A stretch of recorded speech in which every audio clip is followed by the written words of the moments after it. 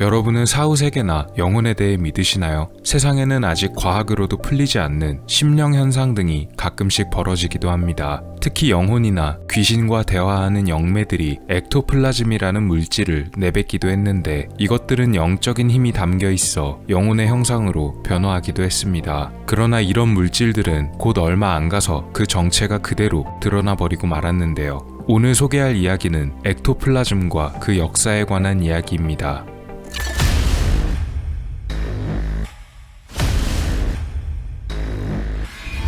19세기와 20세기의 서구권에서는 교령회 혹은 강령회라 불리는 모임이 유행했습니다. 말 그대로 유령을 불러낸다는 모임이었는데요. 이런 모임은 대부분 유령과 대화를 나눌 수 있다는 영매들이 한두 명씩 꼭 참여했습니다. 이들은 모임에 참석한 이들의 요청을 받아서 특정한 인물의 영혼을 불러냈습니다. 테이블이 저절로 움직인다거나 혹은 알 수 없는 소리가 들린다거나 하는 식으로 영매들은 이 모임에 영혼이 왔다고 어필했는데요. 그러나 곧 얼마 안 가 거짓이 들통나고 말았습니다. 당시에도 활동하던 몇몇 마술사들이 영매들이 물체를 움직이거나 소리를 내는 트릭을 그 자리에서 그대로 밝히기도 했기 때문입니다. 그럼에도 불구하고 이런 교령회는 꽤나 인기가 좋았습니다. 왜냐면 거짓 행각이 밝혀진 영매들의 수보다도 더 많은 수의 교령회가 끊임없이 진행됐기 때문입니다. 이런 교령회가 거의 끝물을 달리던 시기에 새로운 이슈가 하나 떠오르게 되었습니다. 그것은 바로 영매들이 교령회 도중에 내뱉는 영혼의 물질이라 불리는 액토플라즘이었습니다. 액토플라즘이라는 단어는 프랑스의 생리학자였던 샤를 로베르 리셰가 만들어낸 단어로 바깥이라는 뜻의 그리스어 단어인 액토스와 모양을 이루다라는 뜻의 플라즘이 합쳐진 단어입니다. 처음 이 액토플라즘이 발견될 당시에는 상당히 획기적인 물질로 놀라움을 안겼습니다. 그동안에는 영혼이 영매에게 빙의하거나 물체를 움직이거나 하는 것이 전부였는데 이 액토플라즘은 사람들이 모인 눈앞에서 볼 수도 만질 수도 있는 형상화된 물질이었기 때문입니다. 이것들은 영매들의 몸 안에서 흘러나왔는데 보통은 입이나 코에서 빠져나왔다고 합니다. 가끔은 액토플라즘의 위에 선명하게 얼굴이 나와서 교령회에 모인 사람들이 놀라기도 했습니다. 그래서 이 액토플라즘은 교령회에 관심을 가진 사람들에게 꽤나 화제거리로 떠오르기도 했는데요. 이 액토플라즘은 대개 희고 축축한 성질을 띠고 있고 만지면 끈끈한 것이 묻어나오기도 했으며 미세한 실묶음이나 반죽 같아 보이기도 했습니다. 연기의 형태로도 종종 나타났다고 합니다. 액토플라즘이 없는 교령회는 교령회가 아니다 라는 말이 나올 정도로 인기가 있었다고 하는데요. 이런 액토플라즘을 모임에서 선보였던 유명한 영매들이 몇 명 있었습니다. 이 액토플라즘이 실제하는 물질이었다면 현대에 와서 활발하게 연구가 이뤄졌겠지만 이들이 보여준 이 신비한 물질들은 유감스럽게도 속임수와 사기라고 드러나게 되었습니다.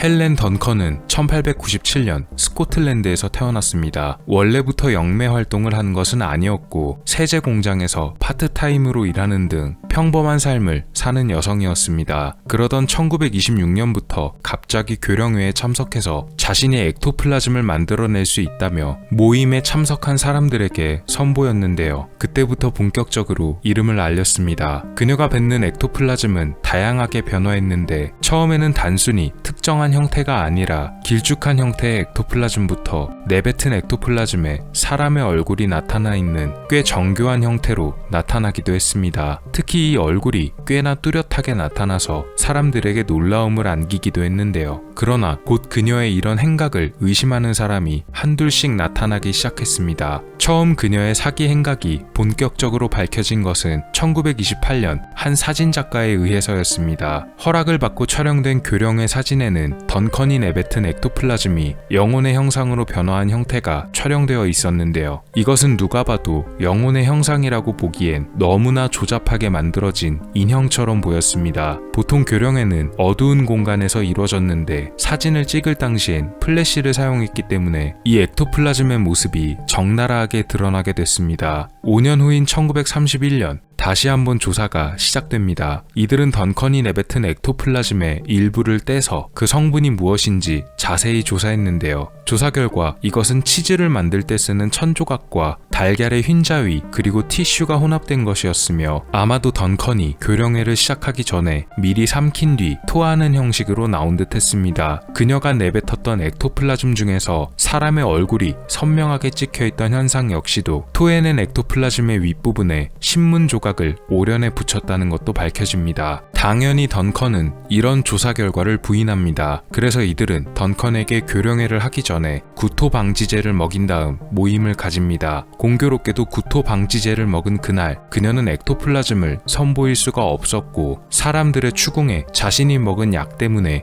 영혼을 부르기가 힘들다는 변명을 합니다. 이후 그녀를 조사했던 동일한 단체에서 이번에는 교령회를 시작하기 전에 그녀에게 엑스레이를 촬영해보자는 제안을 건넵니다. 그러나 당연히 이것도 거부했습니다. 결국 그녀는 사기죄로 1944년 체포되었고 1945년 석방되며 다시는 교령회를 열지 않겠다고 합니다. 그러나 1956년 자신의 약속을 어기고 또 교령회를 가진 것이 적발되어 체포됩니다. 다시 체포된 지 얼마 지나지 않아 같은 해에 숨졌으며 그녀의 지지자들은 던컨이 영혼을 불러낸 동안 경찰들이 무리하게 들이닥쳐 체포하는 바람에 그녀가 목숨을 잃게 되었다고 주장합니다.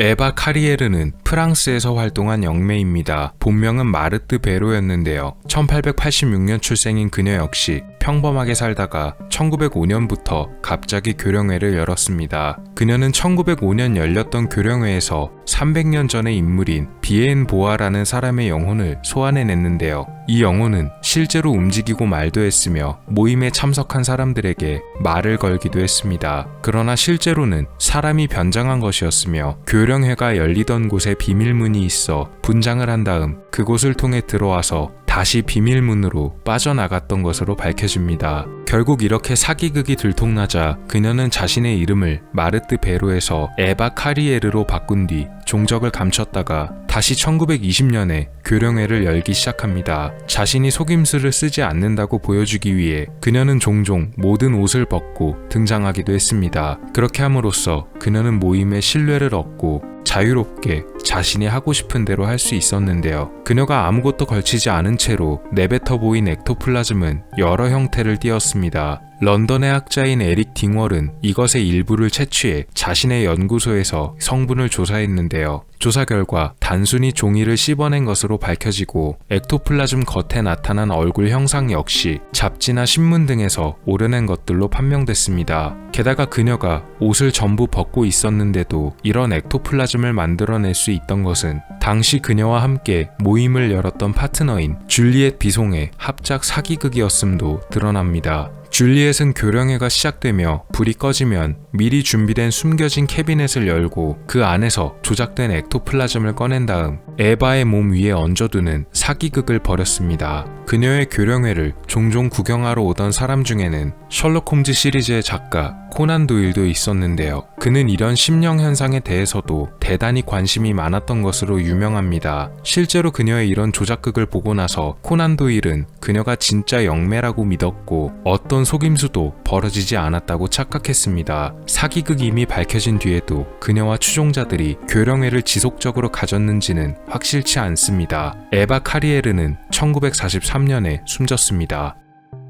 1888년에 출생한 미나 크랜던 역시도 처음부터 영매 능력을 발현한 여성은 아니었습니다. 그녀도 평범하게 살아가던 도중 1920년대부터 교령회를 주최했는데요. 그녀가 뛰어난 영매라는 소문이 점점 퍼지자 이에 대해 관심을 가진 사람이 2명 있었습니다. 한 명은 바로 심령 현상의 지지자 코난 도일, 그리고 한 명은 마술사 해리 후디니였습니다. 후디니는 이런 교령회에 굉장히 회의적이었습니다. 본인이 교령회에 속았던 경험이 있기 때문이었는데요. 일찍 돌아가신 어머니의 모습을 만나볼 수 있다는 말에 속아 넘어간 적이 있었습니다. 후디니는 그녀의 교령회에 몇 번 참석한 뒤 미나가 속임수를 쓰고 있다는 점을 간파했고 이런저런 조건을 걸어서 그녀가 조작행위를 벌이는 것을 금지시켰습니다. 그녀가 벌이던 조작행위들 중에는 액토플라즘을 보여주는 사기행각도 있었는데요. 특히 미나가 보여주던 물체들 중에는 영혼의 손이라 불리는 것이 제일 유명했습니다. 마치 아기의 것처럼 보이는 아주 작은 손이었는데 그동안 알려진 액토플라즘과는 완전히 다르게 생긴 물질로 이루어져 있었습니다. 미나는 자신이 속임수를 쓰지 않고 있다라고 사람들에게 신뢰감을 주기 위해서 자신의 양옆 사람들의 손을 붙잡고 진행했습니다. 그럼에도 액토플라즘이 나타났다는 점 때문에 많은 사람들이 그녀의 주술 행위를 믿게 되었습니다. 하지만 곧 사기극의 실체가 드러나게 됩니다. 미나의 교령회에 참석했던 몇몇 심령 연구가들은 그녀가 액토플라즘을 내뱉기 전 참석자들의 자리 배치를 바꾸는 것을 파악합니다. 매번 액토플라즘을 보여주는 퍼포먼스 전에는 항상 의도적으로 미나의 남편이 옆에 앉아있는 고정적인 구도가 만들어지는 것이었습니다. 결국 그녀가 액토플라즘을 내뱉는 행위 역시도 자신의 남편과 짜고 치던 사기였으며 앞서 후디니가 조건을 걸어 밝혀낸 대로 다른 것들 역시 조작이었음이 드러납니다. 그녀가 만들어냈다는 액토플라즘은 그동안 알려진 것들과는 다른 재질이었는데요. 분석 결과 돼지의 간으로 만들어졌음이 밝혀집니다. 또 그녀가 만들어낸 조작품들 중에서는 밀랍 덩어리에 지문이 찍혀 있는 것도 있었습니다. 미나는 이것이 자신이 교령회에 불러냈던 죽은 사람의 영혼이 찍고 간 것이라고 주장했지만 이후에 밝혀진 조사 결과에서는 이것이 그녀를 담당하던 치과의사의 지문이었음이 밝혀집니다. 이것은 그 치과의사 본인이 직접 고백한 사실이며 만드는 방법 역시도 자신이 알려준 것이라고 털어놨습니다. 사기 행위가 밝혀지자 미나 크랜더는 우울증에 빠졌으며 알코올 중독증에까지 걸리게 되었으나 교령회는 1941년 그녀가 사망할 때까지 지속적으로 열렸던 것으로 확인되었습니다.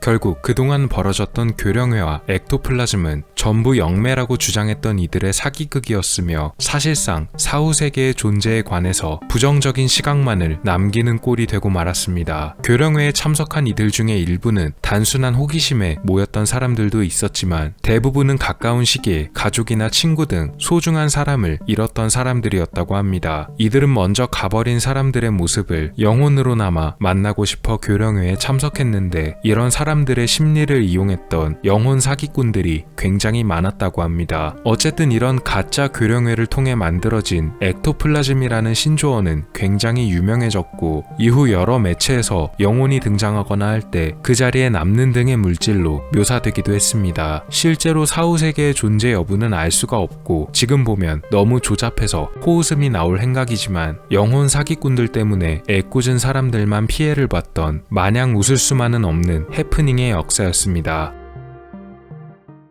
오늘 미스터리 어떠셨나요? 여러분의 구독과 좋아요의 힘으로 다음에도 재밌는 미스터리로 찾아오겠습니다. 미스터리 큐브였습니다. 감사합니다.